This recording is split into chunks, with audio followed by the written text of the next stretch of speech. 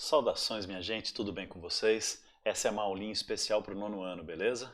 Essa é para vocês, galera. Nós vamos conversar hoje um pouquinho sobre esse nosso capítulo, que é o módulo 8 da apostila, chamado Um País em Busca de Mudanças. Por quê? Porque eu acho que é importante que a gente tenha uma certa introdução para que possamos discutir adequadamente os nossos seminários, beleza? Então é o seguinte, vamos junto comigo aqui. Quando a gente fala em um país em busca de mudanças, o que nós estamos querendo estudar? Na verdade é assim, ó, se você veio acompanhando, a gente percebeu nos últimos módulos, inclusive é o que vai cair na prova bimestral, ou dependendo do dia que você está assistindo essa aula, já caiu na prova bimestral, né? Nós estamos estudando a história do mundo, a história geral.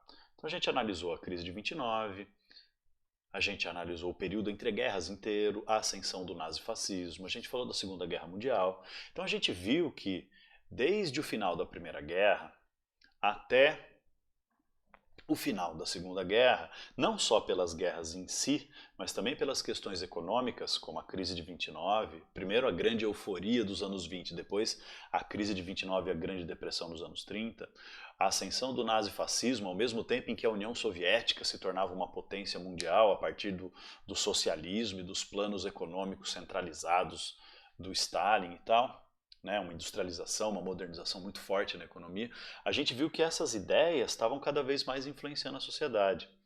E se o mundo estava vivendo um contexto de mudanças, o Brasil também na década de 20 vai viver um contexto de mudanças. E se o mundo é impactado pela crise de 29, o Brasil também vai ser impactado pela crise de 29. E se as ideias, tanto do socialismo, do comunismo, como as ideias do fascismo e do nazismo vão ter impacto forte no mundo inteiro, também terão impacto forte no Brasil.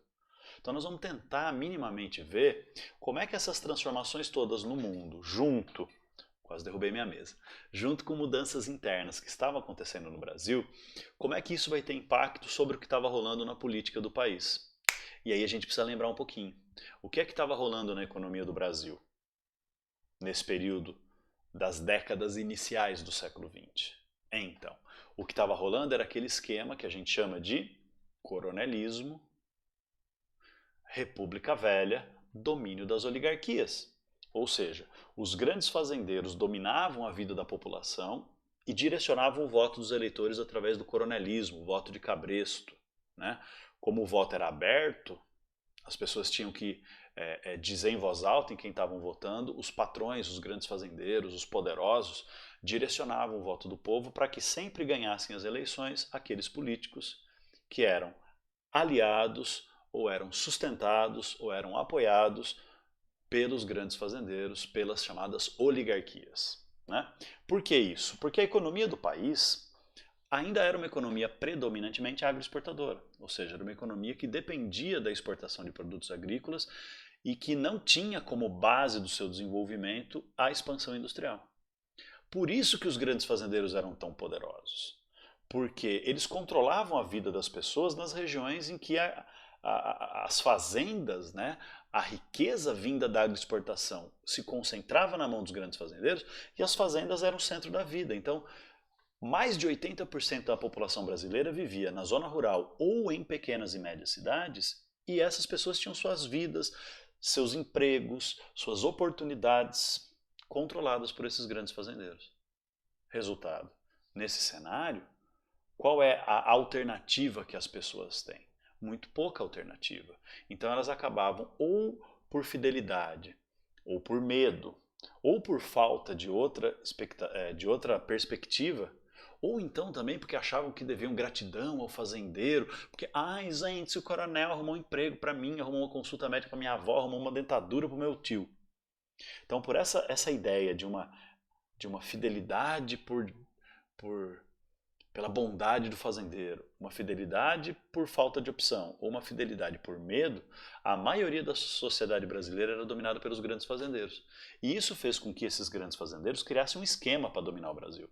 De um jeito que os políticos de São Paulo e Minas Gerais, que eram os dois estados mais ricos do Brasil por causa do café, da produção cafeeira, esses políticos de São Paulo e Minas Gerais dominavam o governo do país, mas se aliavam com as oligarquias, ou seja, com os fazendeiros dos outros estados que não eram tão fortes e ricos quanto São Paulo e Minas Gerais, mas tinham também as suas oligarquias, ou seja, tinham seus grupos de grandes fazendeiros que dominavam o povo e dominavam a política, Dominavam o povo, dominavam a economia, dominavam a política, né?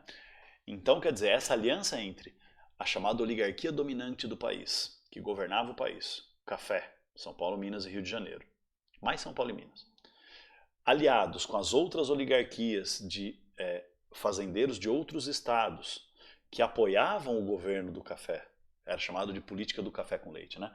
Apoiavam o governo do café, São Paulo e Minas no poder. E em troca recebiam vantagens e benefícios, isso chamava política dos governadores. Então, com o coronelismo, os fazendeiros controlavam o povo, e com essa aliança entre oligarquia dominante do café, São Paulo, Minas e Rio, e oligarquias aliadas, o café ajudava os seus aliados a governarem seus estados, e os políticos desses estados ajudavam São Paulo e Minas a continuar sempre governando o Brasil. Então isso era uma aliança, mano, que dava muito poder para os fazendeiros de café. Tanto poder que, quando o café começou a ter problema de queda de lucro, eles até criaram um convênio de Taubaté, lembra? Que era um jeito de, se o valor do café para exportação ficasse muito baixo e desse prejuízo, o governo comprava o café que estava sobrando.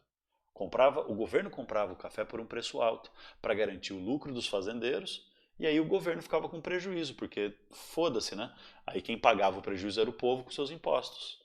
Então o Estado, o dinheiro público, as leis, o governo, o poder era usado como uma ferramenta, como um instrumento para beneficiar esses grandes fazendeiros, principalmente os cafeicultores de São Paulo e Minas que comandavam o Brasil.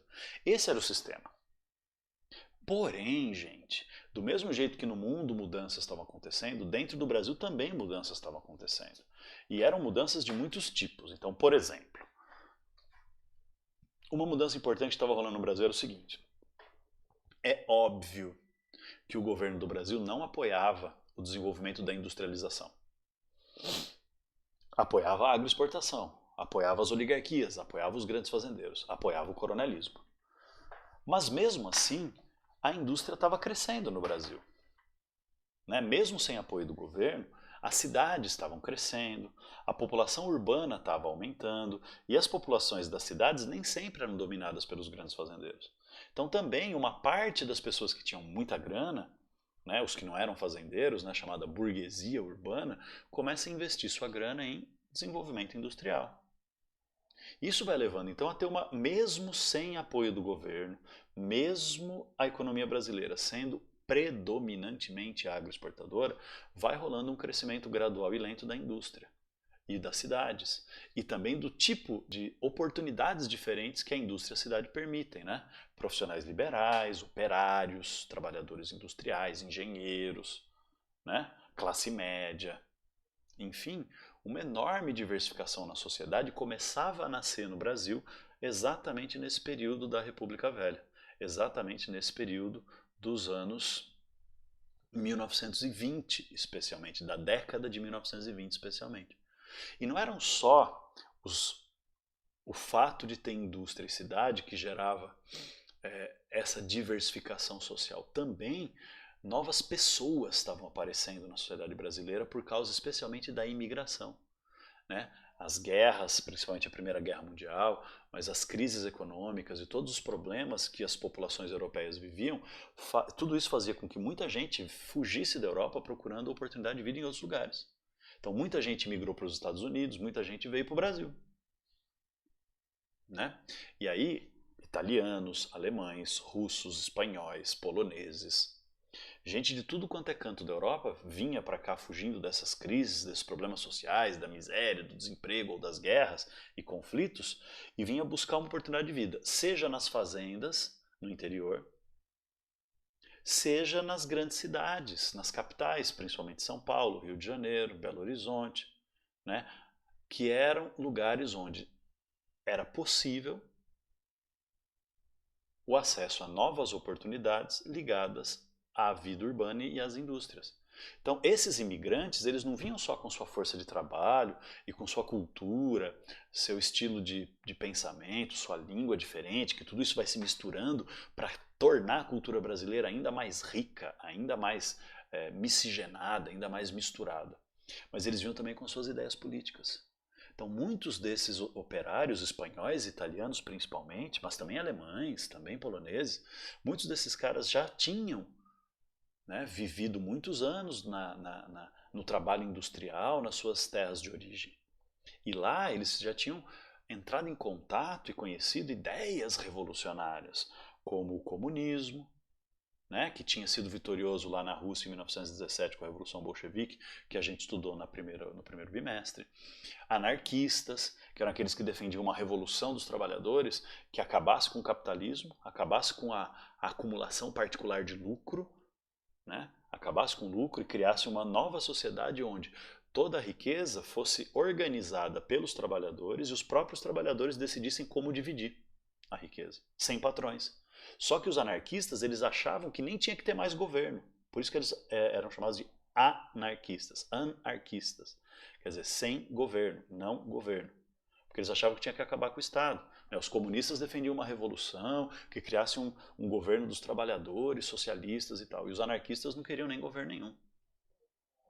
Então, veja bem, a gente tinha essas ideias se espalhando, a formação de sindicatos, a formação de partidos políticos, dos trabalhadores também, não só dessas oligarquias que dominavam a política, mas a gente tem como se fosse uma efervescência, né, um borbulhamento de ideias, organizações, sindicatos, partidos e lutas sociais. Então, em 1917, a gente já discutiu isso anteriormente, vai ter a primeira greve geral na história do Brasil.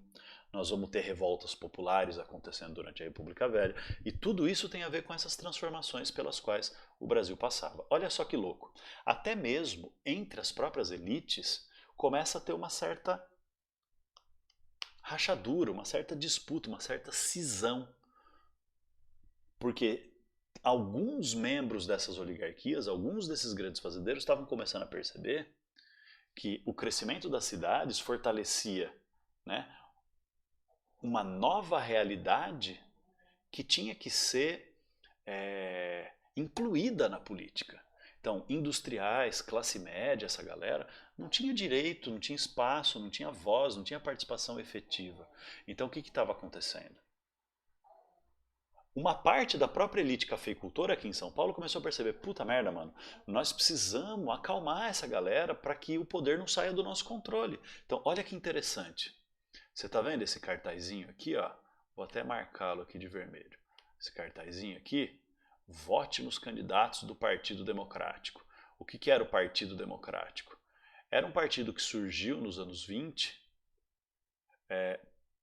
criado pelos próprios fazendeiros de café de São Paulo. Qual era a ideia desses fazendeiros de café? Olha aqui, ó, votai, né? Olha como escrevia na época diferente. Votai nos candidatos do Partido Democrático. Basta de mentira. A república só existe de verdade se tiver a liberdade do voto secreto. Então, os próprios fazendeiros estão dizendo que tinha que acabar com o coronelismo, né, com o voto de cabresto, aquele voto aberto que os fazendeiros controlavam e direcionavam. Uma parte dos fazendeiros estavam dizendo que chega disso. Por quê? Porque perceberam que não dava mais para manter a classe média e o povão completamente excluídos da política. Era necessário dar pelo menos a impressão de que as coisas estavam mudando, né? E esse Partido Democrático começa a perceber isso. Olha que interessante a legenda aqui da imagem. Ó. O Partido Democrático foi uma dissidência. Dissidência, a palavra dissidente significa alguém que se separa do bloco principal. Então tinha a parte dominante, que era a maioria, que tinha mais poder, mas se formou uma dissidência, se formou uma parte, uma galera que se separou porque não concordava mais com aquela parte dominante. Então o Partido Democrático é uma dissidência do Partido Republicano Paulista, o PRP, que era um dos partidos que dominavam o governo federal, ou seja, era o PRP era o partido dos grandes fazendeiros de café de São Paulo. Então uma parte deles se separou e formou o Partido Democrático. Apesar de ser composto de pessoas que até pouco tempo antes concordavam com a República Oligárquica, a República Velha e tal, esse Partido Democrático atraiu setores da classe média que queriam mudanças políticas. O cartaz de 1926 defende o voto secreto. Por quê? Porque as fraudes eleitorais eram facilitadas pelo fato do voto ser aberto. Então era uma tentativa de atrair a classe média e uma parte do povo para a participação política, para ver que, olha só, as oligarquias, olha só esses fazendeiros, olha só esse Partido Democrático, que beleza, né? Quer dividir o poder. Então, gente, isso é sinal do quê? é sinal de que a realidade histórica do Brasil estava de fato mudando, né? Não de uma maneira revolucionária, profunda, que estava, né, virando o país de ponta cabeça, mas gradualmente essa pressão das greves, essa pressão do povo, essa pressão das revoltas, essa pressão das novas ideias, do socialismo, do anarquismo, do comunismo, essa pressão do desenvolvimento das cidades e da indústria, estava levando os fazendeiros ou melhor, estava levando a acontecerem mudanças no Brasil e vai obrigar os grandes fazendeiros a terem que se adaptar a isso, de um jeito ou de outro, né? E olha só, as mudanças começam a ser tão grandes que até mesmo dentro das Forças Armadas começa a ter mudança. Por volta da década de 20, para ser mais exato, em 1922, nasceu um movimento no Brasil que defendia, um movimento no Brasil não, um movimento dentro do exército brasileiro que defendia mudanças na política do país. Esse movimento é apelidado de tenentismo. Vai ter um grupo de seminário que vai falar especificamente sobre o tenentismo. Então eu não vou ficar roubando assunto do grupo. Mas só para a gente entender o contexto, né, no ano de 1922, olha que louco, tem a primeira revolta tenentista. O que é a revolta tenentista? É a revolta desse grupo de militares jovens, quase todos jovens, de média patente, ou seja, média e baixa patente, ou seja, militares que eram não grandes comandantes e nem soldados comuns, eram os caras intermediários ali. Por isso que chama tenentismo, né? Tenentes, capitães, sargentos, esse tipo de galera aí dentro do exército. Geralmente, eles não eram filhos de, né, jovens que vinham de famílias ricas e poderosas, nada disso, eram geralmente de famílias da classe média das cidades brasileiras, que tinham a oportunidade de estudar um pouco e conseguiam entrar, né, nos cargos razoáveis ali dentro do exército, né? Repito, sargentos, tenentes, capitães e tal. E essa galerinha jovem já não aguentava mais a República Velha. Então, dentro do exército, por causa daquela ideia que a gente chama de salvacionismo, né? Aquela ideia que é muito forte no Brasil de que o exército é uma instituição para salvar o país, e por causa também do pensamento positivista, que é a ideia de que o Brasil precisa de uma modernização econômica, industrial, tecnológica para deixar de ser um país atrasado. Esses militares de baixa patente, esses chamados tenentistas, começam a se organizar defendendo o quê? Eles não tinham exatamente uma proposta, mas eles queriam o fim da República Velha, o fim do coronelismo, o fim do voto de cabresto. Eles defendiam uma modernização industrial do país. Uma parte do movimento tenentista era autoritária, assim. Eles pensavam numa ditadura militar. Uma parte era democrática, eles pensavam numa revolta militar que tornasse o Brasil uma democracia de verdade. Mas de um jeito ou de outro era um movimento dentro do exército, de jovens oficiais que em 1922 fazem sua primeira revolta, a chamada Revolta dos 18 do Forte de Copacabana, que eu não vou contar para não atrapalhar o grupo do seminário. Depois vai ter uma revolta ainda maior. A revolta dos 18 do Forte foi pequenininha. Vai ter uma gigante chamada Coluna Prestes, que vai durar quase 3 anos, e os caras vão enfrentar mais de 100 vezes tropas leais ao governo e não vão sofrer nenhuma derrota. Então veja, esse movimento tenentista vai abalar o domínio das oligarquias, porque vai tirar da mão dos grandes fazendeiros, da mão do governo, o controle total sobre o exército. É um movimento de revolta dentro do exército contra o governo, contra as oligarquias, contra o coronelismo. No mesmo ano de 22, por isso que o ano de 22 é apelidado assim, o ano que não terminou. Porque muitas coisas começaram nesse ano e vão ter desdobramentos para derrubar a República Velha nos anos seguintes. No mesmo ano de 22, que teve a revolta dos 18 do Forte de Copacabana, a primeira revolta tenentista, teve a fundação do Partido Comunista Brasileiro, ou seja, todas aquelas greves, movimentos que aconteciam da classe trabalhadora, se organizam num partido para lutar pelo poder. Então os trabalhadores percebem que só fazer greve não resolve, que para os trabalhadores terem chance de transformar a história do país, eles tinham que se organizar em partido político e disputar o poder, e vão começar a fazer isso. No mesmo ano de 22 vai ter a Semana da Arte Moderna.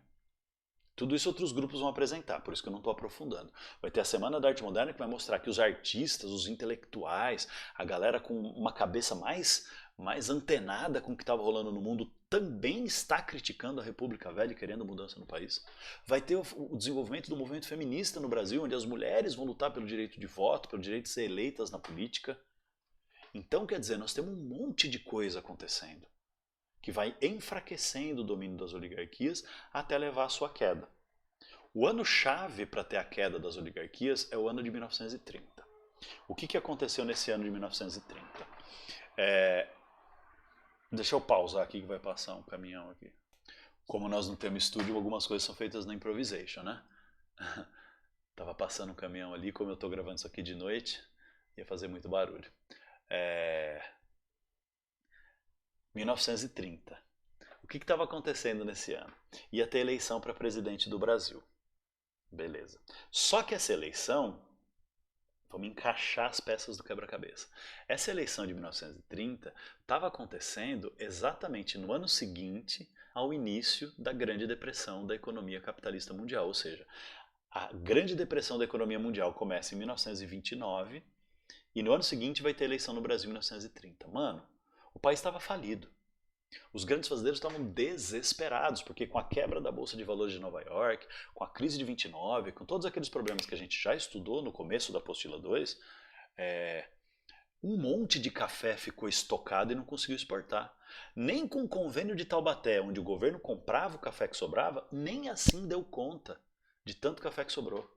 Então os fazendeiros não sabiam o que fazer, o governo não sabia o que fazer, estava desesperadora a situação. E aí o que aconteceu? Isso levou uma briga entre São Paulo e Minas, porque São Paulo queria, o presidente que estava no poder era um cara chamado Washington Luiz. Ele era do Partido Republicano Paulista. Minas queria que agora fosse um mineiro. Né? Na eleição de 1930, São Paulo e Minas, café com leite, fosse um mineiro presidente. Só que São Paulo não aceitou. Washington Luiz e o Partido Republicano Paulista apoiaram um candidato paulista chamado Júlio Prestes. Júlio Prestes, atenção, não tem nada a ver com a coluna Prestes, com Luiz Carlos Prestes, é outra fita. Só é o mesmo sobrenome, mas não são nem parentes. Júlio Prestes era o candidato dos grandes fazendeiros de São Paulo. Minas Gerais ficou meio que sozinha no rolê, falou assim, caralho, mano, tava esperando a aliança com São Paulo para, né, ter o apoio a um mineiro candidato a presidente, mas não rolou. E aí o que estava acontecendo? Várias oligarquias de outros estados tinham se juntado e formado um grupo de oligarquias dissidentes. O que quer dizer mesmo dissidente? Isso, é aquela galera que não concorda mais com quem está no poder, que estava junto, mas se separa.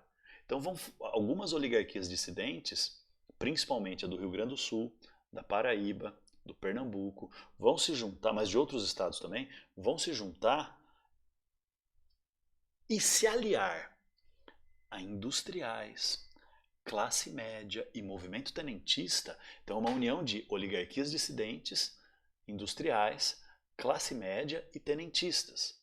Com um pouquinho de apoio do povo, assim, do povão comum. Mas é fundamentalmente oligarquias dissidentes, industriais, classe média e tenentistas, de um lado, e São Paulo e as oligarquias que ainda estavam aliadas a São Paulo do outro lado. E Minas Gerais vai se aliar com quem? Tretou com São Paulo, se alia com essas dissidências, né? As oligarquias dissidentes, industriais, classe média e tenentistas. E dessa aliança toda se forma então um novo partido político. Enquanto que o Partido Republicano Paulista apoiava e defendia a candidatura de Júlio Prestes para presidente, essa outra galera defendia, formou um grupo, formou um partido que foi chamado de Aliança Liberal, para concorrer e disputar o poder contra São Paulo, contra Júlio Prestes. E a Aliança Liberal, formada pelas oligarquias dissidentes, industriais, classe média e movimento tenentista, eles apoiam um candidato a presidente que era um gaúcho, também um grande fazendeiro gaúcho, mas um grande fazendeiro que tinha uma proposta de industrialização para o Brasil. Esse cara chamava Getúlio Vargas. Então a eleição de 1930 foi disputada entre Júlio Prestes e Getúlio Vargas. Quem será que venceu? Eu não vou contar essa história. Por que eu não vou contar essa história? Porque essa história vai ser contada pelo grupo que vai apresentar a Revolução de 30 para vocês nos nossos seminários, tá bom? Então, a partir disso que eu tentei mostrar para vocês, eu dei um panorama geral do que estava acontecendo na década de 20 no Brasil. Eu tentei dar um panorama geral de quais eram as mudanças e quais eram as novidades que estavam rolando no Brasil, para que os grupos pudessem apresentar melhor os seus seminários. Para terminar essa aula, eu queria mostrar mais isso aqui para vocês. Ó. Se liga aqui, que é da apostila de vocês, que eu acho importante que vocês deem uma olhada. Ó, a gente tinha então, em 1930 na eleição, dois candidatos. Um candidato apoiado pelo governo o governo era o presidente Washington Luiz, esse candidato era o Júlio Prestes. E tínhamos um candidato da oposição, que era apoiado pela Aliança Liberal. E esse cara chamava Getúlio Vargas. Então, ó, quem apoiava Júlio Prestes? O presidente Washington Luiz, a oligarquia paulista do café e os aliados do café. Quem apoiava a Aliança Liberal? Quem apoiava Getúlio Vargas era a Aliança Liberal, formada por grupos oligárquicos dissidentes, principalmente a Paraíba e o Rio Grande do Sul, pela oligarquia mineira, que rompeu com São Paulo e se aliou também, a burguesia industrial, os tenentes e as camadas médias e uma parte do povão dos trabalhadores operários. O que defendia o Júlio Prestes e os seus aliados? Continuidade de práticas políticas e sociais e a proteção ao café, quer dizer, manter a República Velha, as oligarquias, o café com leite, né? A política dos governadores e tudo mais. O que esses caras aqui da Aliança Liberal e do Getúlio Vargas defendiam? Voto secreto, anistia, ou seja, o perdão para os tenentistas que participaram de revoltas, porque teve um monte de revolta tenentista entre 1922 e 1926. Independência do judiciário, ou seja, que a justiça não fosse controlada pelas oligarquias, reformas sociais, como por exemplo direitos trabalhistas, para ver se acalmava as greves e os sindicatos, e proteção ao café também. Então ninguém queria abandonar o café, hein? Se liga. Isso é importante para mais tarde. Aí aqui temos um cartaz de propaganda do Júlio Prestes. Votar em Júlio Prestes é manter a unidade nacional. Votai em Júlio Prestes, presidente, Vital Soares, vice. E um cartazinho de Getúlio Vargas, né? Uma mulher mais moderna, aqui representando a República, saca? Com uma roupa moderna para a época, claro. Para presidente Getúlio Vargas, vice-presidente João Pessoa. Esse cara, inclusive, vai ser assassinado um pouco tempo depois, e em homenagem a ele, a capital da Paraíba chama João Pessoa. Ele era um paraibano. Então, essa galera é da Aliança Liberal. O governo que virá restabelecer a paz com a anistia para os tenentistas e garantir a opinião do povo com a liberdade das urnas, voto secreto. O povo poder votar em quem quiser. Olha as promessas dos caras, né? Então é isso, gente. Com isso, acho que nós estamos prontos para os nossos seminários. Tudo bem? Obrigado pela atenção de vocês. A gente vai trocando uma ideia por aí. Plantãozinho, seminários, e vamos matar esse assunto. Abraço, galera. Beijão.